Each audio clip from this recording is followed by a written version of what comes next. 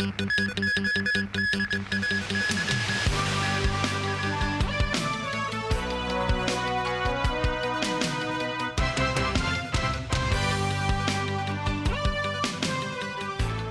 evening and thank you for joining us. Patients had to endure long waiting time at accident and emergency departments of multiple public hospitals today. Some had to spend more than 8 hours to see a doctor. Some family doctors say many flu patients have contracted the virus while traveling overseas and are expecting more similar cases around the Christmas holiday. At廣東話 Hospital in Mongkok, the waiting time for patients at the accident and emergency department this Sunday morning topped 8 hours. Many patients displayed flu symptoms. This woman said it's a Sunday, so she had to bring her elderly family members suffering from chronic illnesses to a public hospital to see the doctor. This man said they had to use the A&E services at public hospitals out of emergency health issues. Apart from廣東話 Hospital, the waiting time at A&E departments of Pamela Youth Nethersole Eastern Hospital and Prince of Wales Hospital also exceeded 8 hours. According to the latest surveillance data from the Center for Health Protection, the city's influenza activities have stayed at a low level, meaning caseloads have remained subdued. However, one of Hong Kong people's favorite travel destinations, Japan, has recorded a sharp rise in flu cases in recent days. Family Dr. Lam Wing-Wall said he has observed an uptick in flu cases starting last Friday. He believes most have contracted flu during their travel. He said 5 of his patients, all recently returned from Japan, displayed flu symptoms, including bone pain and fever. Lam said with more travel and social gatherings during Christmas, coupled with cooler temperatures, there would likely be a flu outbreak. He said the number of people who have been vaccinated against flu this year has increased by 5 to 10% compared with last year. But Lam reminds that the vaccination rate of high-risk groups, including children between 6 months and 3 years old, still remains low. With that, Dr. Lam urged parents to bring their children to receive the flu jab as soon as possible. Police arrested a 46-year-old man after he was suspected of being involved in at least 13 cases of burglary. 11 cases were related to kindergartens. Sources say one of the kindergartens was Shintech Fraternal Association Learn Li Sao Yu Sha Tin in Taiwan. Another one was the CCC Fuk Yao Kindergarten and Childcare Center in Chunwan, and also the Song Kei Kindergarten in Kwai Chung. Police arrested the man on Saturday. Officers said the suspect has a syndicate background. He has now been charged with 12 counts of burglary and 1 count of attempted burglary. The case will be mentioned at Fanling Magistrates Courts on Monday.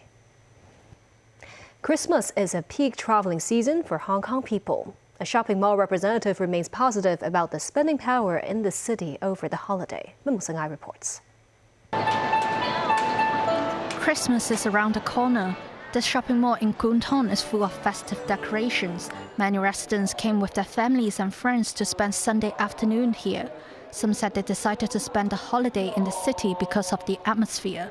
Very nice, very comfortable, very happy, jolly atmosphere, good. We've already done. I'm waiting for my wife and to come out. Do you guys have a budget, a shopping budget? Of course. See, any budget for a wife is always short.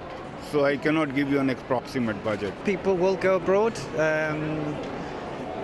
A lot of people have got family overseas. I think the economy is a bit weak at this time, and so people maybe don't have the same money to spend.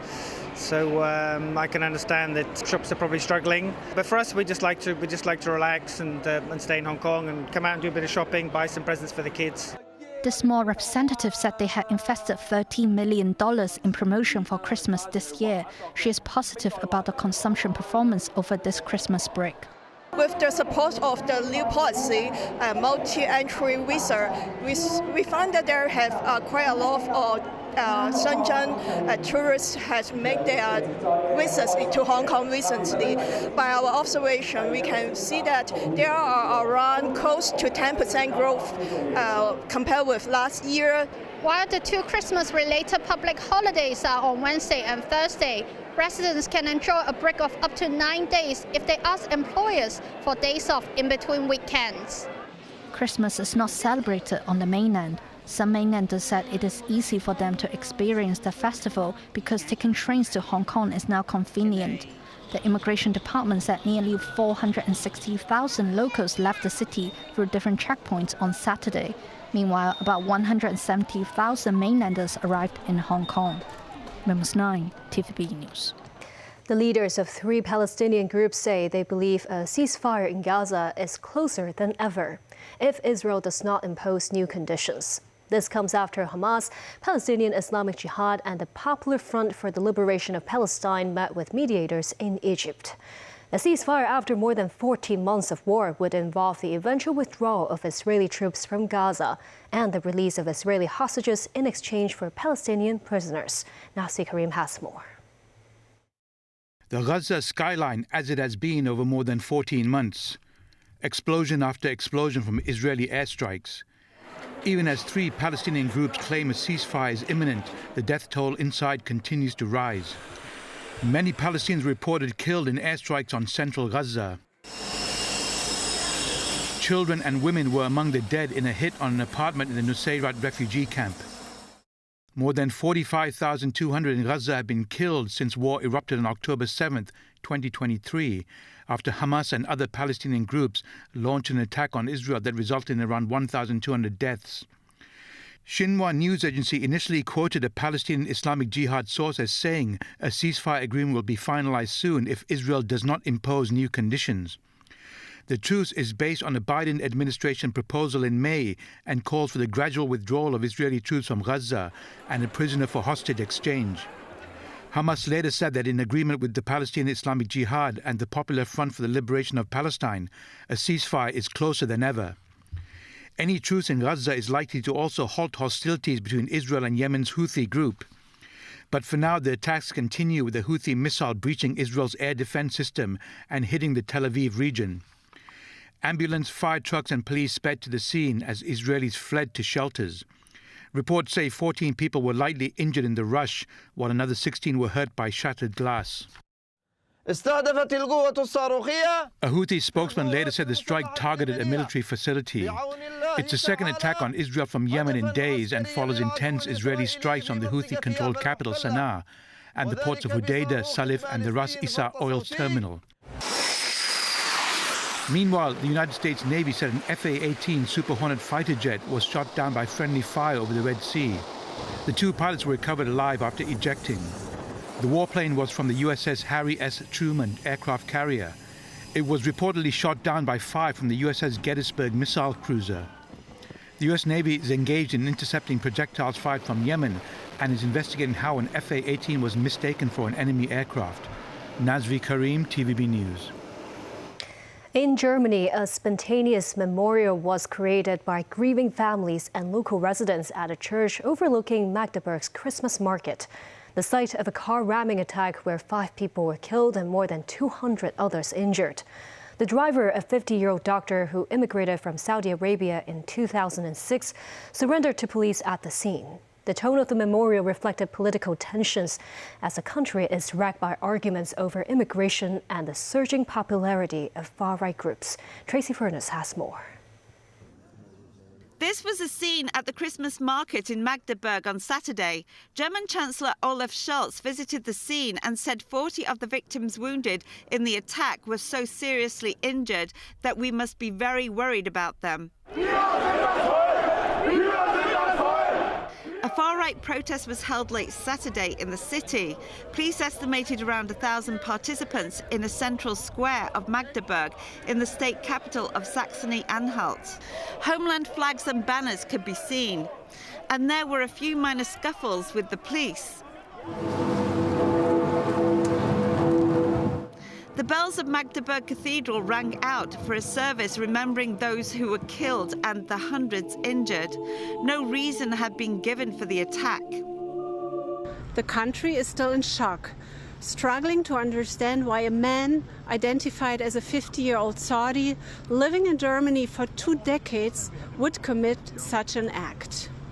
He's thought to be a former Muslim with a social media account filled with anti-Islam comments, and he was critical of Germany, saying the authorities had failed to do enough to combat what he called the Islamization of Europe. The suspect had also voiced support for Germany's main far-right and anti-immigrant party, the AfD. A suspect had been arrested Friday after the attack on the Christmas market and was brought before a judge on Saturday night. German media outlets identified him as Taleb A, withholding his last name in line with privacy laws. Tracy Furness, TVB News. In Beijing, the Foreign Ministry has warned the United States that any attempt to use Taiwan to contain China is doomed to failure. This after U.S. President Joe Biden authorized $571 million in defense support for Taiwan, and the State Department approved arms sales worth $295 million. A spokesperson for the Foreign Ministry said military assistance and arms sales to Taiwan seriously violate the One China principle. The statement said the decision is a severe breach of U.S. leaders' commitment to not support separatist forces in Taiwan. The spokesperson said China strongly deplores and opposes the decision and lodged solemn representations with the U.S. State broadcaster CCTV read out the statement, describing the U.S. decisions as dangerous moves that undermines peace and stability in the Taiwan Strait. It described the U.S. moves as playing with fire. U.S. President-elect Donald Trump has accused Panama of charging excessive rates for use of the Panama Canal. He said if Panama did not manage it properly, he would demand that the Central American country hand over control of the canal. In a post on Truth Social, Trump warned he would not let the canal fall into the wrong hands, while seemingly also warning of potential Chinese influence on the passage. He described fees charged by Panama as ridiculous and said the canal should not be managed by China. The post was a rare example of a U.S. leader saying he could push a sovereign country to hand over territory. The U.S. largely built the canal and administered territory surrounding the passage for decades. But the U.S. government handed over full control of the canal to Panama in 1999 after a period of joint administration.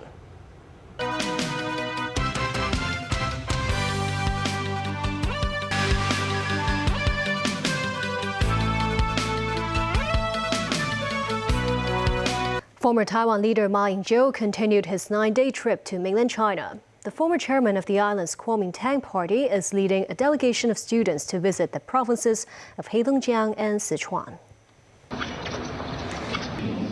It's day 5 of Ma's trip. The group visited Sanxingdui Museum in Sichuan on Sunday morning. Ma also met with the province's officials. He delivered a speech in Sichuan dialect, saying he hopes to help foster more cross-strait exchanges. Albania's prime minister said the government will shut down social media app TikTok for 1 year, blaming it for inciting violence and bullying, especially among children. It stems from the stabbing death of a teenager in November by another teen after a quarrel that reportedly started on TikTok. Prime Minister Edi Rama, speaking at a meeting with teachers and parents, said the shutdown begins sometime next year. Parents are concerned amid reports that children are taking knives and other items to school in arguments and bullying cases promoted by TikTok stories. TikTok, owned by Chinese company ByteDance, said it asked for urgent clarity on the case of the stabbed teenager. The company said it had found no evidence that the perpetrator or victim had TikTok accounts. Instead, it said reports confirmed that videos leading to the incident were posted on another platform. An elderly man was suspected to have drowned at Butterfly Beach in Tuen Mun. He was pronounced dead after being rushed to hospital. Police received a report at about 2 p.m. that a man in his 70s was suspected to have drowned at the Tuen Mun beach. He was taken to Tuen Mun Hospital in a coma after being recovered from shore. Police are investigating the cause of the accident. Hong Kong's Tai Pak floating seafood restaurant boasts a history of more than 60 years.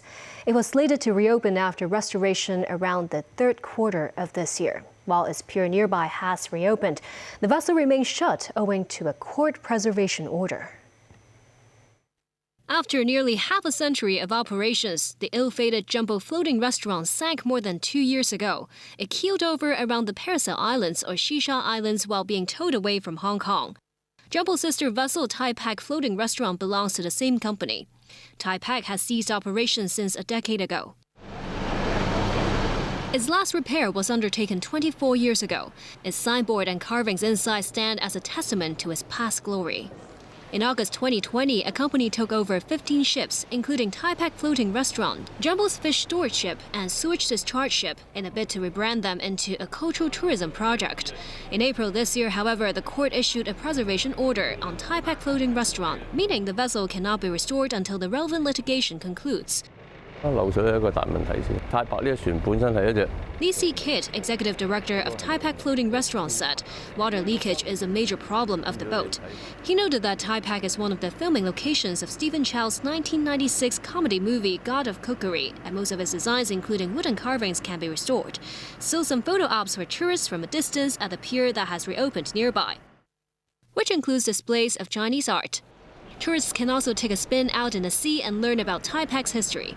While the iconic floating attraction has yet to regain its former luster, a cultural tourism project has been in the pipeline, which will integrate elements of Hong Kong's giant pandas. The management of Thaipac Floating Restaurant said they are planning to introduce fish species for public education, including one that's nicknamed water pandas, and the yellow-lipped fish or the Chinese bahaba, which Hong Kong people call the Tai-o mackerel. On December 26 or Boxing Day, a lighting ceremony and a fair will be held at the pier. Unwrapping the power of a wish in this holiday season. A non-profit organization has joined forces with the Fire Services Department in a bid to make a firefighting dream come true for a 9-year-old boy who was diagnosed with leukemia. Take a look. The firefighting squad today welcomed a new recruit, Pak Lam, who might just be 9 years old but is not fazed at all by the mission and orders at hand. From trying to maneuver the water hose to being tasked to rescue a cat.